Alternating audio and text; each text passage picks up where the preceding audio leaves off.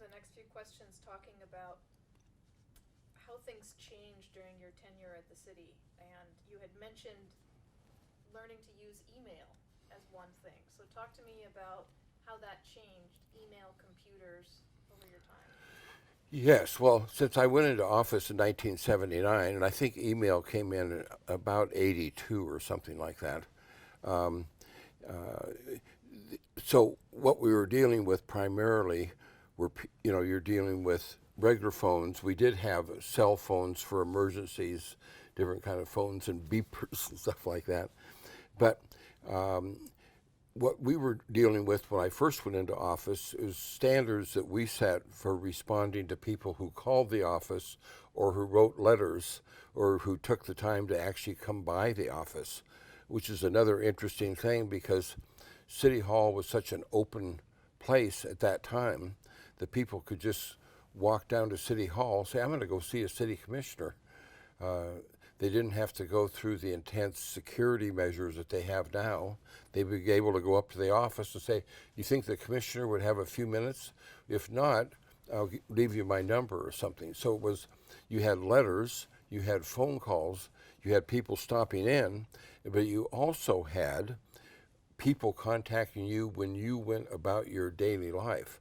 So in addition to the formal meetings in the evenings, when I went to a movie, when I went out to dinner somewhere, when I went to see a play, whatever it was, I basically took pencil and paper. And if people came up to me, I wrote down what their problem was and how to get a hold of them, and I would look into it. What about when email came around? Did it Well, make it so better? then when email came around, we set up standards immediately for how quickly we would respond 48 hours max, 24. Even if we couldn't totally solve the problem, we wanted to make sure we could get back to people, knew it was something that we were working on. And recognizing this is where a really good staff came in and also your bureaus. You recognize that a city commissioner cannot personally dig into every problem and get back to every citizen. So I say, sometime I would say, call somebody and say, I got your message. I've got a staff person that's working on it, and they're going to get back to you in the next couple days, or somebody from one of my bureaus were. The important thing was to make sure that people knew they had access to City Hall, whether you were out walking down the street, going to sitting in lunch in a restaurant. So I actually didn't set up the barriers to people. I said, you can approach me in a restaurant, online, or maybe not when the movie was going on in the movie theater. What about hearings or citizen testimony in hearings? Did that change at all during your tenure? Yes, I think during my tenure, but what I've noticed even more so is how much that's changed even after I left.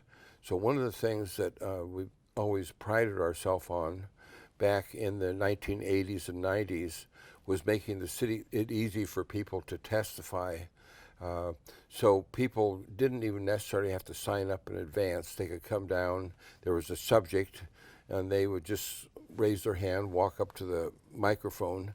First, it was 5 minutes. I think by the time I left City Hall, it was getting down to 3 minutes. Um, and so, but what has happened since that time, unfortunately, and due to probably a larger city, more citizens, a lot of different factors. Sometimes not everybody gets to testify, or they're asked to do it in 2 minutes, or maybe not everybody even can use 2 minutes to testify. The mayor or somebody said, everybody that's on the certain side, put up your hand for or against.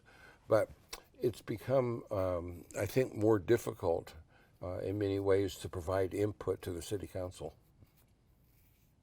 Can you walk me through an average council meeting? What are the protocols that have to be observed? Right. Well, when I did go to, when I started the city council, they'd have an agenda.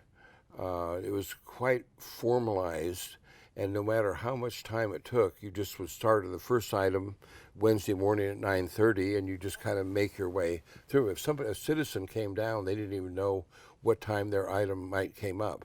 So one thing that I had introduced was something called time certain, and that is that no matter what was on the agenda, if we set a certain item was at 9:30 or 10:30, then it guaranteed that somebody wouldn't have to leave their work for hours and hours. They could come down to get on that item.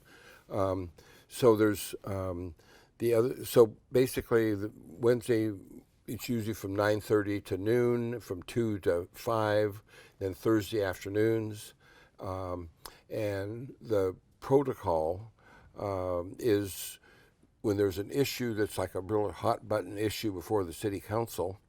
Usually, what happens is the staff in the bureau that's responsible for that would make a presentation, and then city council would ask questions, and then the citizens would testify.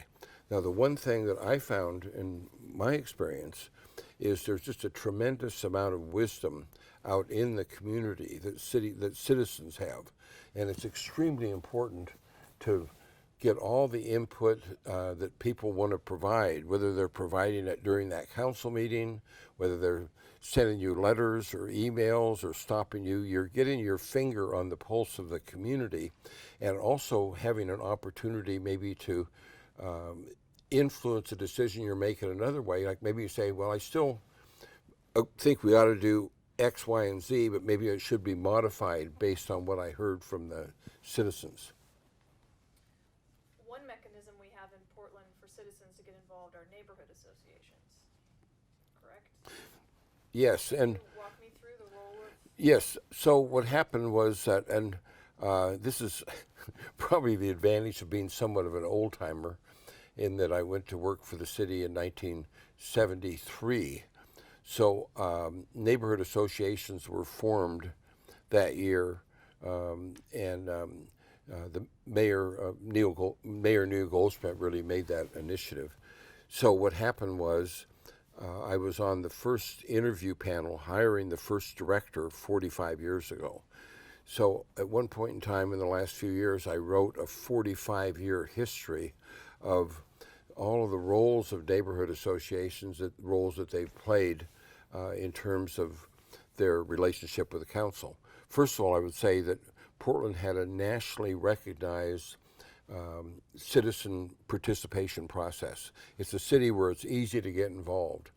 And neighborhood associations really have a goal of place-based so that people can go in their neighborhood.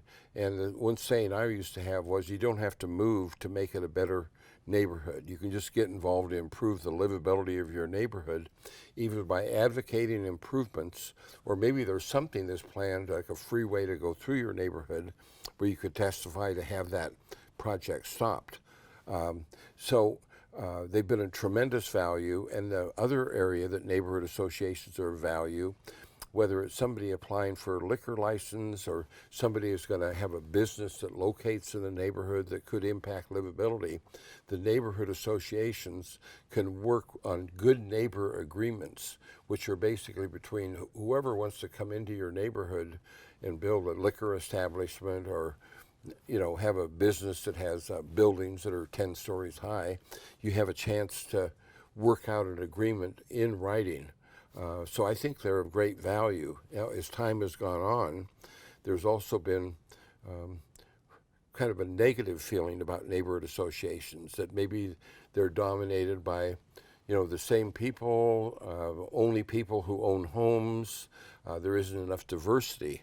Neighborhood associations have tried to grapple with that, but I think the city council's the ultimate arbiter, and neighborhood associations shouldn't be the only input that city council members get. So some people will say, well, neighborhood associations aren't relevant because they don't have enough, they aren't diverse enough in their makeup. Well, the thing is, the city council has a responsibility, in my judgment, to listen to the neighborhood association, but to also listen to the business association. If there are different minority groups or associations that should have input, then they either meet individually or have those people appear at hearings. So I'm still a strong believer in the role and value of neighborhood associations.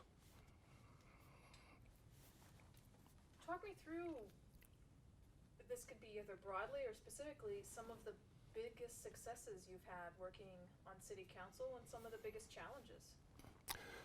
So I think there were a lot of successes, and I've covered a lot of them already, but I do think one of them wasn't a project they built. It was really a culture and a way of doing business, and that is that citizens should feel that um, this is their city council member. I mean, the city belongs to the citizens. They are the boss. And the city council members and all the staff in the city should be providing service to the citizens. So I think the culture that we set up is to be accessible, treat everybody with kindness and respect, and try to respond to their wishes, their desires in terms of what they wanted to get done in their neighborhood. So I think that the other thing in terms of successes, there are the specific projects that I mentioned in terms of Pioneer Square and Salmon Street Springs and the East Side Esplanade and all the different park projects and global climate change and water conservation and energy conservation. And I think that trying to put Portland on the map, to have it be a brand as an international city and one that was very vital with arts and culture and a food scene, and that was environmentally conscious, that was really open to all the diverse populations that live here. So that was really, what I think. Any challenges? Well, every day, every week there were challenges because obviously what you're doing is not going to be popular with everybody. And I know one of the mentors that I had, a former mayor, said that if you weren't making some of the people mad, you probably weren't doing things that were bold enough. And I think that was true. Things like when we didn't build the Mount Hood Freeway, but we put in light rail instead, that was going against what a majority of the percentage of the population wanted to do. 70% would have had more freeways, but it was up to the mayor at that time, Mayor Goldschmidt, to be able to articulate why in the longer term, rather than have a lot more freeways running through the city, would be better with a lot more light rail lines. What made you decide to not seek re-election? Exhaustion. I think the schedule that I mentioned, and I mentioned that I'd gone to about 35,000 meetings. 5,500 of those were city council meetings. They trying to balance out life between doing the work on the city council and spending time with family, and with kids and grandkids and friends, getting out in nature, smelling the roses. I think the city council job can just be almost too all-consuming. And I think also after 17 years, I really felt that there's a certain period that you should serve, but you should pass the baton to other people who might hit it fresh with more energy and would probably be younger. Well, since you left City Council, you've served on numerous boards and advisory councils. Can you share some of the work you've done? I'm thinking the aerial tram, I believe, is a project, the Blues Festival, Oregon Symphony Foundation you already mentioned. And one of the things that happened, it was kind of an odd thing, but I left the city council and I got a call from an Oregonian reporter, and he said, we're going to publish how much you're going to get in your PERS, your annual retirement is going to be. And it looks pretty good. And I said, my quote was, well, I'm still going to be a citizen of Portland, and I'm not going to just run off to Tahiti and spend the rest of my life in leisure. I'm going to volunteer for a lot of nonprofits, things such as that. Well, that was in the paper right when I resigned, and I think I started getting about 10 calls a day to join certain nonprofit boards. So I immediately took a job with the Oregon Symphony, but I was on the Symphony Board, Symphony Foundation Board, and then started helping Regional Arts and Culture Council to keep promoting the arts, became chair of the Oregon Arts Commission. I joined the board of, helped form Willamette River Keepers. I mentioned earlier the Human Access Project having to do with access and to recreation on the Willamette River. and I became the chair of a small arts group, a choir group called Oregon Repertory Singers. At one point in time, I became vice chair and then chair of the aerial tram committee, which turned out to be extremely controversial, and because so many people thought it was probably a waste of money to have a tram that went from down in the waterfront up to OHSU. And the initial cost estimates when I went into that were off. I think they'd had somebody come and say, oh, we just need a glorified ski lift. But when we looked at what was required to have an aerial tram go up and connect to a hospital where surgery was done, where you had to have it so well designed that you couldn't even have any vibrations to the hospital building, and you also wanted something that was a internationally renowned design, so we had an international competition. We ended up with something I think is, like there's something like 1 million riders per year. Some people just ride it up there to get a view of the city. So anyway, I think those were just some examples of things that, that I did from a volunteer standpoint. And did you also do consulting work? Yes. Well, and I probably forgot one. Then I did a lot of grassroots activity in volunteer. For example, setting up eco teams by neighborhood so that on a block by block basis there was a way to recycle more, to save energy, to save water, to do a variety of things. So I worked on that and tried to take that citywide. I'm sorry, what was the last one you asked me about? Oh, did you do consulting? Oh, yes. And so, and then I also did consulting work part-time or part of the time with another partner, and then I joined a firm called Fleischman Hillard and did consulting, and then I just did some of my own, and I probably had 30 or 40 consulting projects over the years, and only recently have retired from doing that. And was it in your capacity as a consultant that you were working with additional mayors after your time at City Council? And, so police chiefs part of my work was either as a nonprofit, like sort of on the Regional Arts and Culture Council, I would keep advocating for the arts. Part of the time I would be working on advocating for things that I believed in that had to do with parks. As an example, when I was on the City Council, my favorite form of recreation was hiking in Forest Park. So after I went off the council, I saw there was a proposal that some people wanted to have throughout the 80 miles of trails in Forest Park, allow mountain biking on all the trails, which I felt was too much. It ought to be preserved, most of it just for hiking. So I got involved with an advocacy group there, and in that capacity met with all the city council members.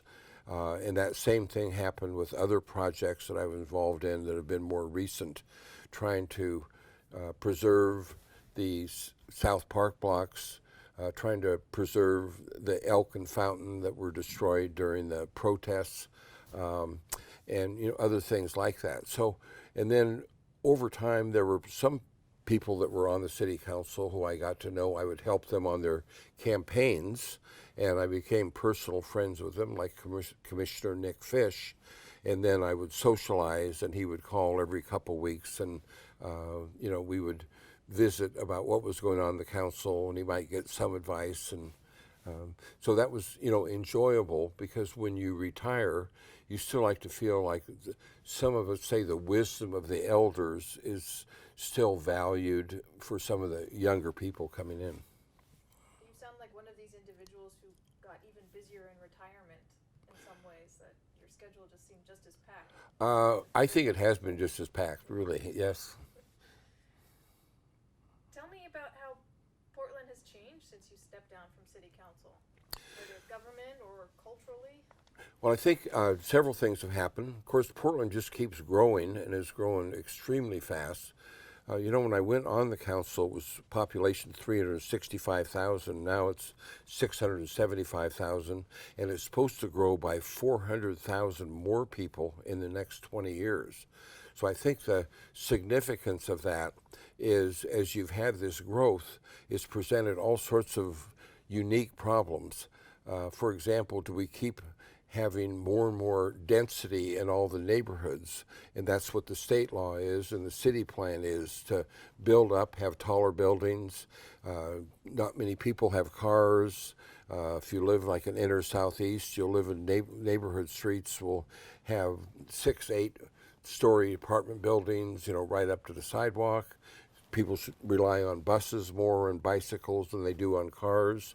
I think we've had a younger population move into the city. I think about 60% of the people in the city now are new to the area. They aren't really Oregonians, which is fine. I mean, I think we ought to welcome the people who are coming in, whether it's New York or California. But I think the way it's changed is there are trade-offs to growth. So I think as we have buildings go up, and they might cause pedestrian traffic concerns on the streets, they might block other people's views, that we have to face up the fact that there's some livability trade-offs, and we should never, I don't believe, lose our strong feelings about wanting this to be the most livable city. So that, anyway, those are some of the things I think have changed. I think affordability too, we're increasingly going up there Oh. with Seattle and San Francisco. Probably should have mentioned it first. I think that, when I started working in the council, and probably even by the time I left, you would think that almost anybody that was working could afford an apartment at least. So now, I mean, I've run into people, and when I went to one event, I talked to a person that was pointing out where I could park my car, that worked in an underground garage, and I had some extra time, started talking to him, and he's what he did, where he lived, and he was working 70 hours a week and still living in a car. So basically, I think what I read is in Portland, you'd have to work about 70 hours a week if you were making only like minimum wage to basically even afford the basic apartment. So things become so unaffordable. It's one of the factors, of course, in terms of the number of homeless we had, and it's probably only going to get worse that way in terms of things skyrocketing in terms of rents, what houses cost to buy. So we have to be more creative, and I work with on one board of directors, Oregon Harbor of Hope, for example, where we promote the use of home share. That if you have it would be like a dating site where you have Match.com, except you'd have, if you have a spare bedroom and you're, let's say, a senior citizen, but you don't want to have to sell your house and get out of it as you have limited income, you might be matched up with somebody that you don't even know that could rent that spare bedroom. And the sophistication on these matchups is such, it's worked in other areas, that there's probably 25,000 people that could be housed in the city of Portland, what would be satisfactory to all parties by utilizing existing housing stock. Talk to me about Portland city government today. You've mentioned a few times there might be a charter change. Right. So every 10 years, there's a group is formed to change the charter. There's a proposal now that's out that's going to be voted on in November. And I'm one, although as much as I love the commission form of government, all the years that I served and afterwards, I have concluded that we definitely need a CEO or city manager. We need to unify the government in some ways, the leadership from the top, with a mayor, city manager, and I have concluded that we should change the form of government from all the positions that are elected be citywide to one of districts. I vary, in my opinion, from what is currently proposed, and I think there should be districts like 6, 7, 8, I'll say maybe, but there should be only one representative from each district, and that whoever wins the election would have to get the majority of the vote. So I differ from what's proposed now, but that's democracy. There'll be a good debate before November about the current proposal that's before the voters. And when you were on the council, your constituents would have been from across the city. Right, and one of the reasons that that I liked what are called at large, where everybody votes in an election for each position, is that it forces the people that are on the city council to look citywide and to try to not say, my job is just to represent where I live. I live in inner southeast and Laurelhurst, and my job is to fight like heck for all the resources here. We had to stand back, look at the big picture, and see what would be an equitable distribution. But that incumbent upon that was to actually get out into all these neighborhoods, including far east side of Portland, and understand what their needs are and be responsive. Now, many of the cities, for example, in California, have a hybrid program where you might have 5 members elected by district, but 2 are elected citywide. And that seems to be, I would say, more of a trend in California that seems to work pretty well for them. And when you were on council, you aren't affiliated with a political party, correct? Well, that's a kind of a bizarre thing, and I didn't understand it when I first went into office. I was a Democrat, but when I went to the swearing-in ceremony, there were 2 things in there. One said, I'm not a part of any political party. It is nonpartisan. But the other thing said is I have no other job or source of income. So if you're a city commissioner, the idea to make sure there's no conflict of interest, you could, for example, own a business and then also run as a city commissioner. It was kind of a fluke in the charter, and I don't even know if it's still in there or whether it's in any of the proposals that come out. But I do think that having really strong independent voices on the city council that aren't either Republican or Democrat is really a good thing.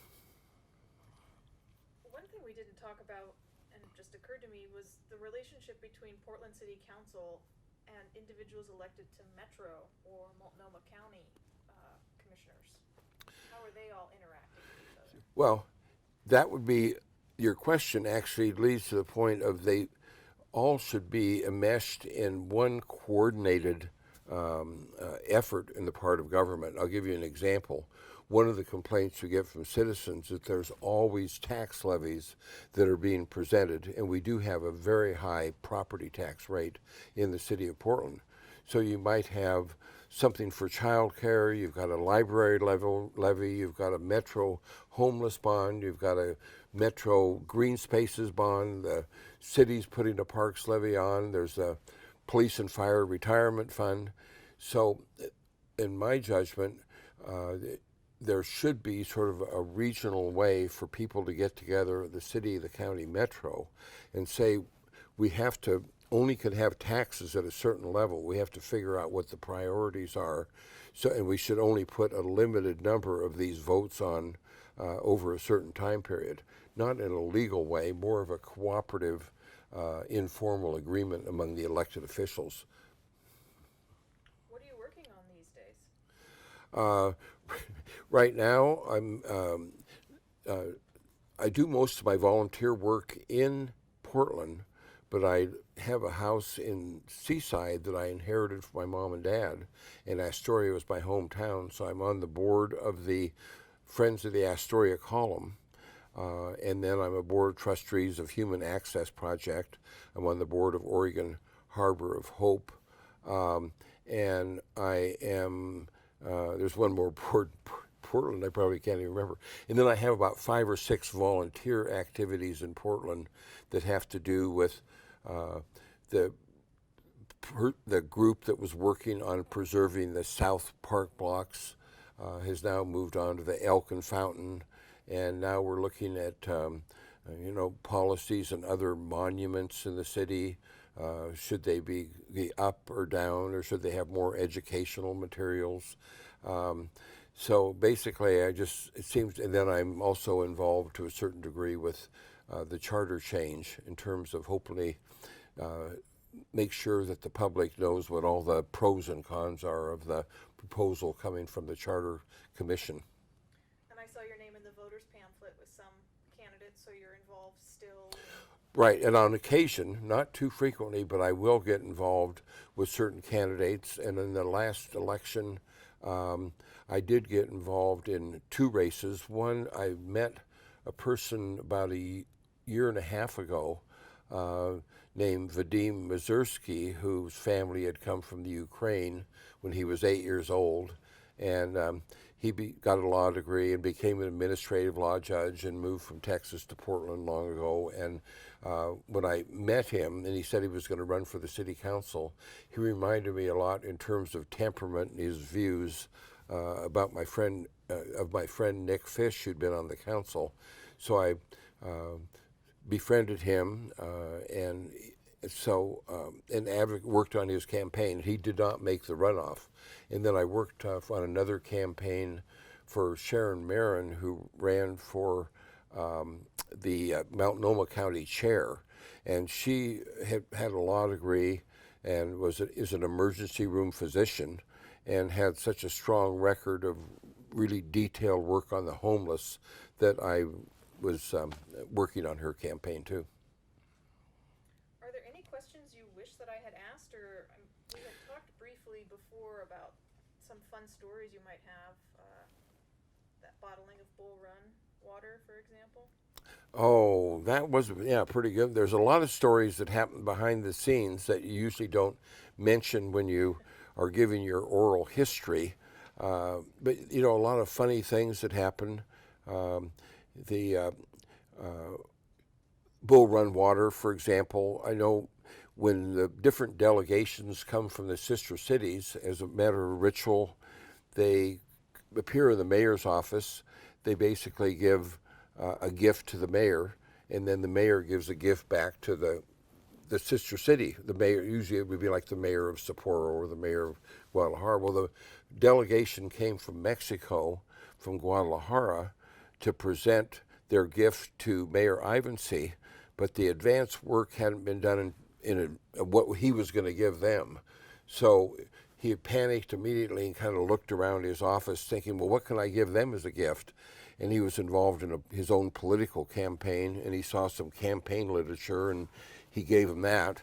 And then the second thing, he saw some of that Bull Run water that had been bottled, and he said, well, I can give you some clean water, but realizing that saying clean water was kind of indicating maybe in Mexico they didn't have clean water, and I'll give you some to take back, was kind of a faux pas.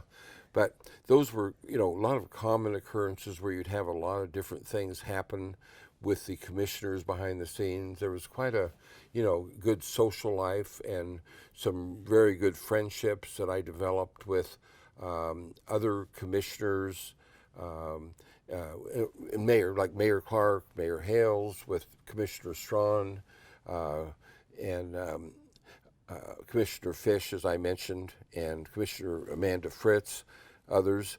And then last I would probably recognize one of the great joys of working in City Hall was that long-term relationships that were developed with my own staff. And even though it's been a long time ago, we're having a reunion, and I did want to give a shout out and recognition to the amazing work that was done by my staff. And I won't remember probably naming everybody, but they were people like David Judd and Ethan Seltzer, Kathleen Stevenson-Kuhn, and Margie Harris, and Art Alexander, and Elise Marshall, and many others that were so dedicated in their work to me that I have a tremendous feeling of loyalty toward them, not just when they work in City Hall, but for what goes on the rest of their lives. Well, I know we only scratched the surface of your many years of contribution to the city of Portland, but I really appreciate you sitting down and talking with us. Thank you very much for the time.